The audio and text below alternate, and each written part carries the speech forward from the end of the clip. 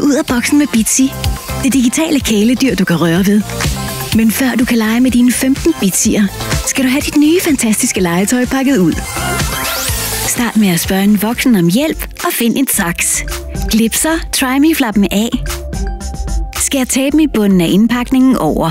Løft så flappen op. Skær tapen på siderne over. Løft og bøj så den øverste del af indpakningen. Løft derefter inderdelen og din Bitzee ud. Åbn så papæsken og tag QR-kode-instruktionerne ud. Skær tapen, der holder plastikindpakningen over, og tag den af papæsken. Klip så stripsene på indpakningen over. Åbn Bitzee-æsken og riv tapen på æskelåget af. Når det er ordnet, skal du videre fra den prøveindstilling, som din Bitzee kommer i. Riv så stikkeren i bunden af æsken af. Nu skal du bare swipe en enkelt gang fra venstre til højre. Wow! Din første Bitzee er klar til at møde dig. Hej med dig! Det næste trin for at lege med din Bitzee er at læse den tekst, der dukker op på skærmen. At kæle med din Bitzee er det første, du gør for at vise, hvor meget du holder af den. Man skal altid huske at begynde oppefra, når man kæler med en Bitzee. Den bedste måde er at sætte sin finger over displayet, sådan her. Og så stryge nedad hen imod dig selv. Sådan her. Aldrig sådan her.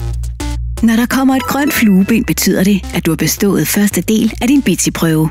Når du har styr på at kæle, dukker det her symbol op. Nu er det tid til at vugge din Bitzee til højre eller venstre. Wow, dit kæledyr trænger vist til en lille lur. Det næste symbol betyder, at du kan vugge din Bitzee frem og tilbage. Hundehvalpen faldt fremover. Det her symbol betyder, at du er klar til at ryste din Bitzee. Start med at ryste den stille og roligt. Det ser ud til, at dit kæledyr blev lidt svimmel. Hvor fjollet.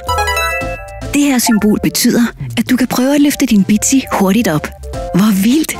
Dit kæledyr er seriøst god til at hoppe.